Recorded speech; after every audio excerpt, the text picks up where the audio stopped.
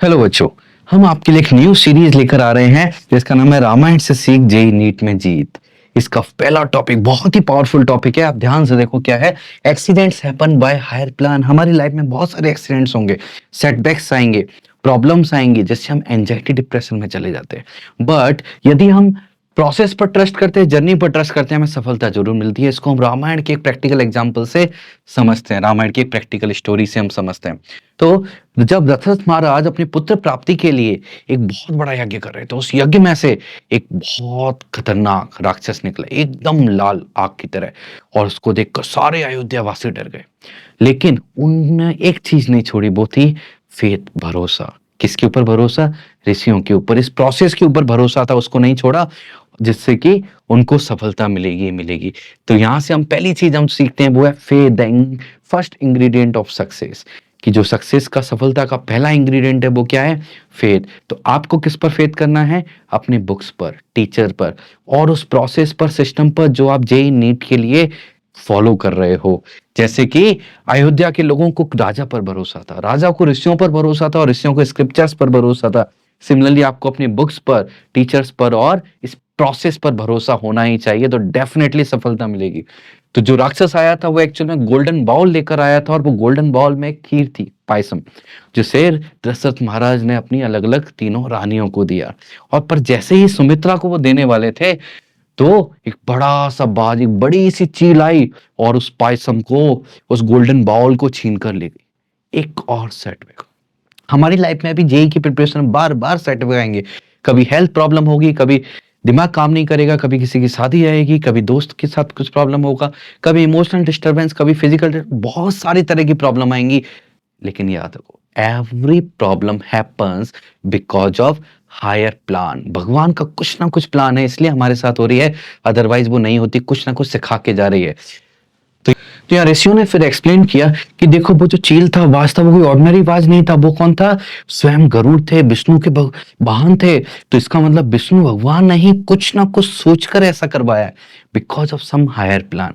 इसलिए ये शुभ होगा ही होगा, शुभ हो ही नहीं सकता। तो इसलिए हमारी लाइफ में भी इस तरह के सेटबैक्स आते हैं, प्रॉब्लम्स आती हैं। जैसे मैंने बोला था कि हेल्थ प्रॉब्लम आ सकती है रिवीजन के समय, कभी डिप्रेशन में जा सकते हैं, ये सब आ सकते हैं। जैसे कि एक प्रैक्टिकल प्रॉब्लम मैं बताता हूँ। जब मैं एक बार अकेडमी का एग्जाम देने जा रहा था, जब मैं प्रिपरेशन कर रहा था, मेरी साइकिल पंचर हो गई और मैं 45 मिनट्स लेट पहुंचा एग्जाम देने के लिए। सर ने पूछा लेट क्यों हो गए, तो मैंने पूरा रीजन बताया।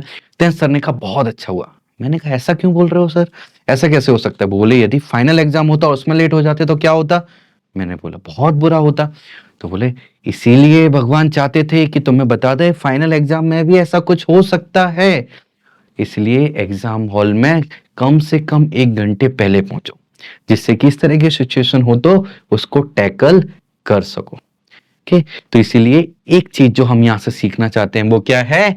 Every distraction is not failure, बल्कि हमें फेथ रखना है कि वो हमें कुछ अलर्ट करना चाहता है, कुछ सिखाना चाहता है, वो जो इंसिडेंट हुआ है।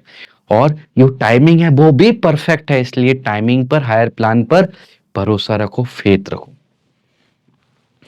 और रीथिंक करो, सोचो आखिर वो क्यों हुआ है, उसको हम कैसे इंप्रूव कर सकते हैं। रीबिल्ड करो, अपने आप को रीबिल्ड करो, बाउंस बैक करो, बाउंस बैक कैपेसिटी डेवलप करो, and re invent your strategy. और यदि निगेटिव मार्किंग आई है, सिली मिस्टेक्स हो गई है, तो अपनी स्ट्रेटजी को फिर से री इन्वेंट करो। Trust the timing of your life, इस बात पर ट्रस्ट रखो, कोई भी चीज रैंडमली नहीं होती है। Everything has higher plan. तो जो टाइमिंग है बिल्कुल सही है। यदि हम टाइम पर नहीं सुधरेंगे, गलती नहीं सुधारेंगे, तो बहुत बुरा होगा, बहुत प्रॉब्लम हो जाएगी। तो आगे बढ़ते हैं। तो गरुड़ जो है वो गोल्डन बाउल को लेके कहाँ गए? किष्किंधा की तरफ बढ़े। किष्किंधा एक नई स्टोरी का स्टार्ट होने वाली। किष्किंधा, किष्किंधा में कौन वेट कर रहा है? किष्किंधा में माता अंजनिया, माता अंजनी हैं, जो कि कई बहुत लंबे समय से तपस्या कर रही हैं। किस बात की तपस्या कर रही हैं? एक एक्स्ट्राऑर्डिनरी बालक उनको हो जाए, एक एक्स्ट्राऑर्डिनरी पुत्र उनको हो जाए, इस बात की वो प्रतीक्षा कर रही हैं। और इसके लिए वो प्रतीक्षा करके थक गई। लेकिन जब उनकी एक्सपेक्टेशन बिल्कुल नहीं थी, वो थक चुकी थी, लेकिन फिर भी लगी हुई थी, उस समय ब्लेसिंग्स मिली। तो ये blessing arrive when least expected. तो जो गरुड़ थे, उन्होंने उनके हाथ में वो गोल्डन बाउल दिया, वो खीर दिया पीने के लिए, जिसके फलस्वरूप कौन हुए? हनुमान। तो इसलिए your struggles are worth of your strength. जब आप बिल्कुल डिप्रेस हो जाओगे, एंजियस होगे, होपलेस हो जाओगे, लेकिन फिर भी हार्ड वर्क करते रहोगे, प्रॉब्लम में नहीं फंसोगे, मेहनत करते रहोगे कंसिस्टेंटली, तब हनुमान जैसी पावर का वर्थ होता है। आपका एक्स्ट्रॉर्डनरी स्किल है, एक्स्ट्रॉर्डनरी नेचर है, एक्स्ट्रॉर्डनरी जो माइंडसेट है वो बिल्डअप होता है। इसलिए कभी भी होपलेस नहीं होना है, ऑलवेज भरोसा रखना है भगवान पर, उनकी प्लानिंग पर, और बस हमारा काम है हार्ड वर्क करना, वो हम करते जाएंगे। And the final takeaway is this, कि हमेशा अपनी प्रोसेस, बुक्स, टीचर और भगवान, इस पर भरोसा रखो, फेथ रखो, और प्रोसेस बस फेथ के अकॉर्डिंग करते जाओ। जैसे कि अयोध्या के लोगों को राजा पे भरोसा था, राजा को ऋषियों पर, ऋषियों को स्क्रिप्चर्स पर, सिमिलरली हमें बुक, टीचर और प्रोसेस पर भरोसा रखते रहेंगे और मेहनत करते जाएंगे तो डेफिनेटली हमें सक्सेस मिलेगी, भगवान हमें सक्सेस देंगे।